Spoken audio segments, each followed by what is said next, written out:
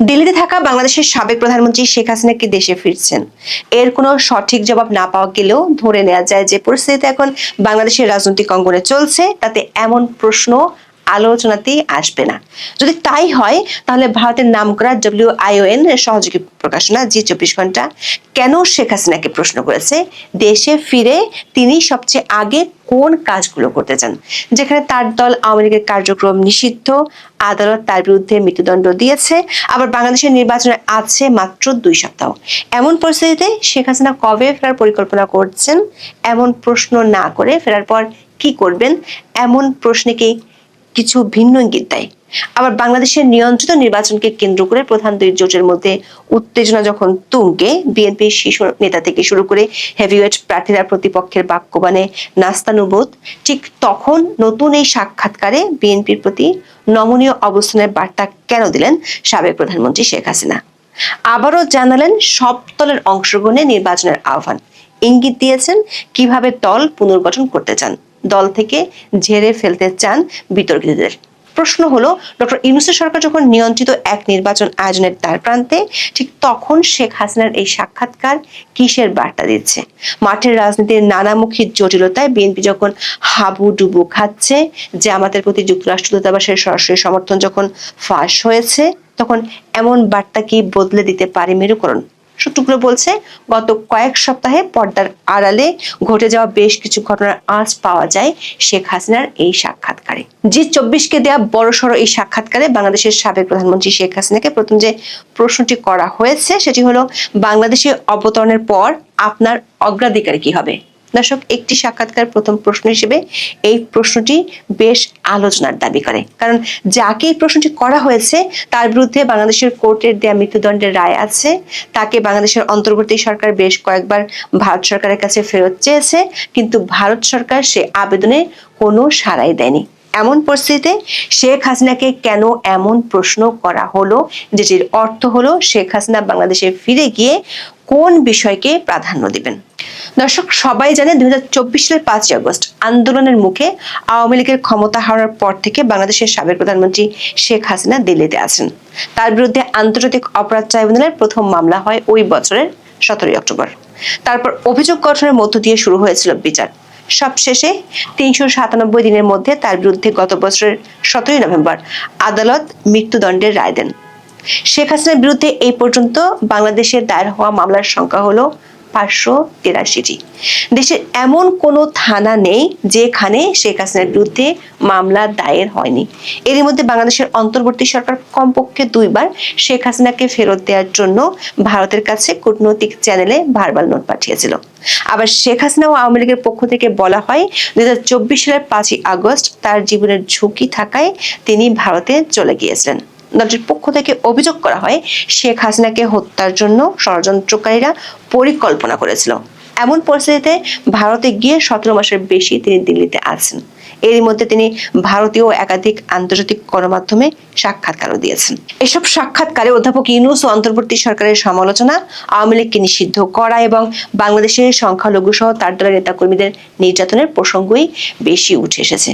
যদিও শেখ হাসিনা তার দলের নেতা কর্মীদের উদ্দেশ্যে যেসব অডিও বার্তা দেন সেগুলোতে তিনি বাংলাদেশে ফিরবেন এমন কথা বলতে শোনা গেছে। এছাড়া দু একটি সংবাদ মাধ্যমকে বলেছেন বাংলাদেশে গণতান্ত্রিক সরকার ক্ষমতায় আসলে তিনি ফিরবেন এমন মন্তব্য করেছিলেন।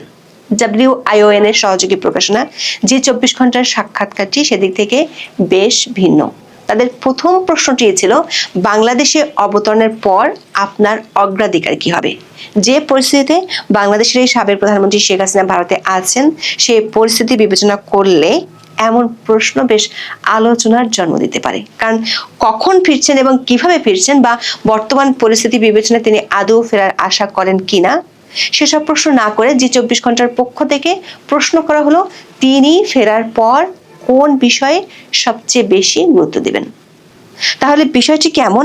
শেখ হাসিনার ফেরার উপলক্ষ শুরু হয়ে গেছে, যেটি হয়তো জি 24 ঘন্টার এই সাক্ষাৎকারে ইঙ্গিত দেওয়ার চেষ্টা করা হয়েছে। আবার কয়েকদিন আগে শেখ হাসিনার ছেলে সজীব ওয়াজেদ জয় আল জাজিরার সাথে সাক্ষাৎকারে বলেছিলেন, শেখ হাসিনার যেহেতু বয়স হয়ে গেছে, সে কারণে তিনি সম্ভবত রাজনীতি থেকে অবসর নিতে পারেন।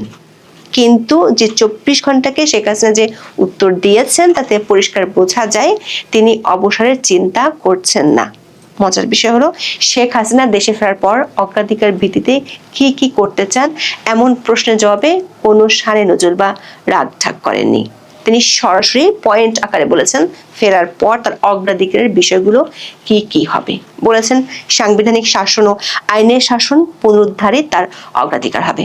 তার অভিযোগ বাংলাদেশে গত কয়েক মাস ধরে অরাজকতা, গণতান্ত্রিক সহিংসতা, নির্বিচারে আটক এবং বাংলাদেশের গণতান্ত্রিক প্রতিষ্ঠানগুলোকে পদ্ধতিগতভাবে ধ্বংস করে দিয়েছে বর্তমান অন্তর্বর্তী সরকার। শেখ হাসিনা ইউনূস পরবর্তী যুগে অধ্যাপক ইউনূস যা যা ধ্বংস করেছেন তা পুনর্নির্মাণ করতে চান। দাবি করেছেন বাংলাদেশের দ্রুত বর্ধনশীল অর্থনীতি স্থবির হয়ে পড়েছে এবং বৈদেশিক বিনিয়োগ প্রায় বন্ধ হয়ে গেছে। যুবক, কৃষক ও শ্রমিকদের কর্মসংস্থানের সুযোগ বিলুপ্ত হয়ে গেছে। ধর্মনিরপেক্ষ ভিত্তিগুলো আক্রমণ করা হয়েছে এবং ধর্মীয় সংখ্যালঘুরা প্রতিদিন আতঙ্কের মধ্যে বসবাস করছে।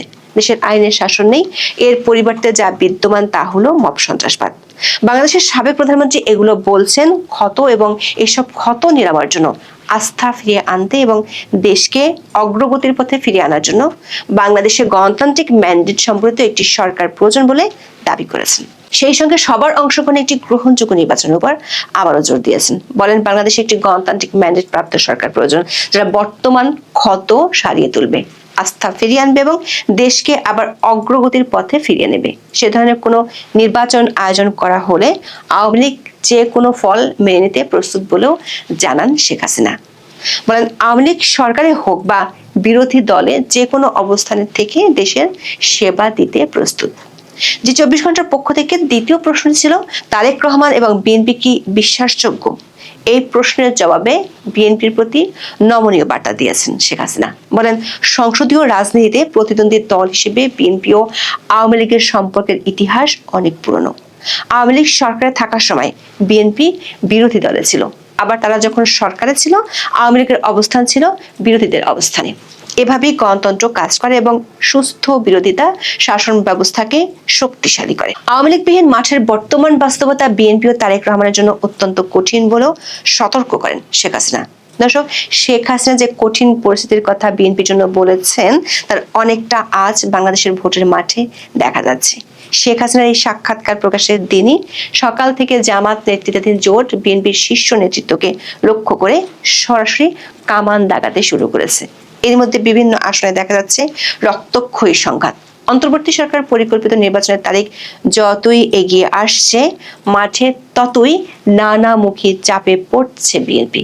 ঢাকা ৮ আসনে জামাত নেতৃত্বাধীন 11 দলীয় জোটের প্রার্থী ও এনসিপি নেতা নাসিরুদ্দিন পাটোয়ারির উপর ডিম নিক্ষেপ ও তার পরের ঘটনা নিয়ে ২৭শে জানুয়ারি দিনভর মেতেছিল ফেসবুক। হাবিবুল্লাহ কলেজে নাসিরুদ্দিনের উপর ডিম হামলা হয়। এই ঘটনার জন্য প্রতিদ্বন্দ্বী প্রার্থী বিএনপির জ্যেষ্ঠ নেতা মির্জা আব্বাসকে দায়ী করে তীব্র ভাষায় কটাক্ষ এসেছে এনসিপির পক্ষ থেকে। এখানেই শেষ নয়, মির্জা আব্বাসের বাড়ির সামনে এবং নির্বাচনী এলাকায় ব্যাপক শোডাউন দেখিয়ে মিছিল করেন জামাতের নেতাকর্মীরা। একদিন আগে প্রকাশ্য রাস্তায় আধা ইংরেজি আধা বাংলায় ইউরোপীয় ইউনিয়নের পর্যবেক্ষকদের কাছে বিএনপির বিরুদ্ধে ভয়াবহ অভিযোগ ঠুকতেও দেখা যায়। তারেক রহমান টাকা দিয়ে করাল বস্তিতে ভোট কিনছেন বলেও দাবি করে বসেন নাসিরুদ্দিন। শুধু জামাত জোট নয়, দলের বিদ্রোহী প্রার্থীরা দুশ্চিন্তার কারণ হয়ে দাঁড়াচ্ছেন। বিদ্রোহী প্রার্থীর সমর্থকদের সঙ্গে বিএনপির জোট প্রার্থীদের সংঘাত হয়ে উঠছে নিয়মিত ঘটনা। ময়মনসিংহের ভালুকায় 25শে জানুয়ারি বিএনপির প্রার্থী ও বিদ্রোহী প্রার্থীর সমর্থকদের ব্যাপক সংঘর্ষ হয়। পরদিন পটুয়াখালী 3 আসনে বিএনপি জোটের প্রার্থী নুরুল হক নূরের সমর্থকদের সঙ্গে বিদ্রোহী হাসান মামুনের সমর্থকদের সংঘর্ষ হয়। শরীয়তপুর 2 আসনে 27শে জানুয়ারি বিএনপি ও জামাত সমর্থকদের সংঘর্ষে আহত হন কমপক্ষে 12 জন। শেখ হাসিনা বলেছেন তারেক রহমান 17 বছর লন্ডনে আরামদায়ক নির্বাসন জীবন কাটিয়েছেন, তবে যে কোনো নেতৃত্বের জন্য জবাবদিহি ও সরাসরি মাঠে উপস্থিত থাকা প্রয়োজন। বিদেশ থেকে নির্দেশনা দেয়া এবং তারপর পরিস্থিতি অনুকূলে এলে হঠাৎ ফিরে এসে নিয়ন্ত্রণ নেওয়া খুব কঠিন। স্বল্প মেয়াদী স্বার্থে উগ্রবাদী গোষ্ঠীর সঙ্গে বিএনপির একাত্ম হওয়ার প্রবণতা উদ্বেগজনক বলে মন্তব্য করেন আওয়ামী লীগ সভানেত্রী শেখ হাসিনা। বলেন ইতিমধ্যে দেখা গেছে বিএনপি কর্মীরা ভোটারদের বাড়িতে গিয়ে ভয় ভীতি দেখাচ্ছেন, ভোট দিতে বাধ্য করতে তারা সহিংসতার হুমকি দিচ্ছেন। এটি কোনো গণতন্ত্র নয়, বরং জবরদস্তি। বিএনপির উদ্দেশ্যে যথাযথ সংসদীয় গণতন্ত্র পুনঃপ্রতিষ্ঠা করার ভূমিকা রাখার আহ্বান জানান শেখ হাসিনা। সেক্ষেত্রে বিরোধী দলের আসনে বসতেও আওয়ামী লীগের আপত্তি না থাকার ইঙ্গিত দেন। বলেন, প্রকৃত বিরোধী দল ছাড়া সংসদ আদৌ কোনো সংসদ নয়। সাক্ষাৎকারে বিএনপির প্রয়াত চেয়ারপারসন বেগম খালেদা জিয়ার সম্পর্কে সম্মানসূচক প্রতিক্রিয়া জানাতেও দেখা গেছে। খালেদা জিয়ার প্রতি শেষ শ্রদ্ধা জানাতে ভারতের পররাষ্ট্রমন্ত্রী জয়শঙ্করের ঢাকা আসার ঘটনাকে শেখ হাসিনা দেখছেন স্বাভাবিক কূটনৈতিক শিষ্টাচার হিসেবে। এ সংক্রান্ত প্রশ্নের জবাবে বলেন, ভারতের পদক্ষেপটি ছিল একজন সাবেক সরকার প্রধানের প্রতি কূটনৈতিক সৌজন্য ও সম্মান প্রদর্শনের অংশ। খালেদা জিয়ার রাজনৈতিক জীবনের ভূমিকা অস্বীকার করার উপায় নেই। জাতির প্রতি তার অবদান ছিল গুরুত্বপূর্ণ। তার মৃত্যুতে পরিবার এবং শোকাহত সমর্থকদের প্রতি সমবেদনা জানান আওয়ামী লীগের সভানেত্রী। এরপরে তিনি বাংলাদেশে ভারতের মৌলিক স্বার্থ অপরিবর্তিত আছে মন্তব্য করেন। বলেন, ভারত বাংলাদেশ একটি নির্ভরযোগ্য অংশীদার চায়, যারা স্থিতিশীলতা বজায় রাখতে পারে, সংখ্যালঘুদের সুরক্ষা দিতে পারে, প্রতিশ্রুতি রক্ষা করতে পারে এবং আঞ্চলিক সহযোগিতা অব্যাহত রাখতে সক্ষম।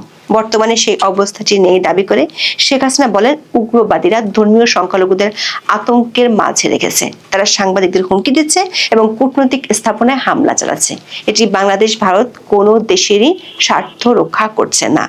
তবে তিনি বিশ্বাস করেন, একদিন দুই দেশের স্বাভাবিক অংশীদারিত্ব পুনরুদ্ধার হবে। G24-এর একটি প্রশ্ন ছিল বাংলাদেশের রাজনীতিতে কোণঠাসা হয়ে পড়া আওয়ামী লীগের পুনর্গঠন নিয়ে। শেখ হাসিনা জবাবে আওয়ামী লীগের নেতৃত্ব পুনর্গঠনের উদ্যোগ নেওয়ার ইঙ্গিত পাওয়া গেছে। তিনি দাবি করেছেন, আওয়ামী লীগ কখনোই একটি পরিবারের দল ছিল না। এটি কোটি কোটি বাংলাদেশের দল, যারা গণতন্ত্র, স্বাধীনতা এবং 1971 সালের মূল্যবোধে বিশ্বাস করে। তবে বর্তমান সংকট দলের কোথায় কোথায় সংস্কার প্রয়োজন তা দেখিয়ে দিয়েছে। শেখ হাসিনা বলেছেন, তিনি কোন ধরনের নেতা খুঁজছেন দল পুনর্গঠনের জন্য। বলেছেন, এখন এমন নেতাদের প্রয়োজন যারা নতুন প্রজন্মের সঙ্গে সংযোগ স্থাপন করতে পারেন। তারা শহর ও গ্রামীণ এলাকায় তরুণদের চ্যালেঞ্জগুলো বুঝতেও সক্ষম হবেন। তবে তার আগে প্রয়োজন মনে করেন একটি গণতান্ত্রিক পরিবেশ। কারণ হিসেবে তিনি বলেছেন, একটি দল যখন নিষিদ্ধ থাকে, হাজার হাজার সমর্থককে নির্বিচারে আটক এবং নির্যাতন করা হয়, দলের সদস্যপদ থাকাকে অপরাধ হিসেবে গণ্য করা হয়, তখন কোনো রাজনৈতিক দলের সংস্কার করা সম্ভব নয়। দর্শক, সাক্ষাৎকারে জামাত এনসিপিকে তীব্র ভাষায় আক্রমণ করেছেন শেখ হাসিনা আর দল দুটির প্রশ্রয়দাতা হিসেবে অভিযুক্ত করেন ডক্টর মোহাম্মদ ইউনূসকে। এর মাধ্যমে বিএনপির প্রতি নমনীয় দৃষ্টিভঙ্গিও পরিষ্কার হয়েছে। সেই সঙ্গে বিশেষভাবে জোর দেন মুক্তিযুদ্ধের চেতনা, ধর্মনিরপেক্ষ, গণতান্ত্রিক ও সমৃদ্ধ বাংলাদেশের উপর। দাবি করেন, ভয় ও বর্জনের উপর গড়ে ওঠা শাসন ব্যবস্থা দীর্ঘস্থায়ী হবে না। প্রশ্ন হলো, শেখ হাসিনা এই বার্তাকে বিএনপিকে নতুন কোনো মেরুকরণে আগ্রহী করবে, নাকি নিজেদের ঠিক করে ছকে এগোতে অটল থাকবেন তারেক রহমান?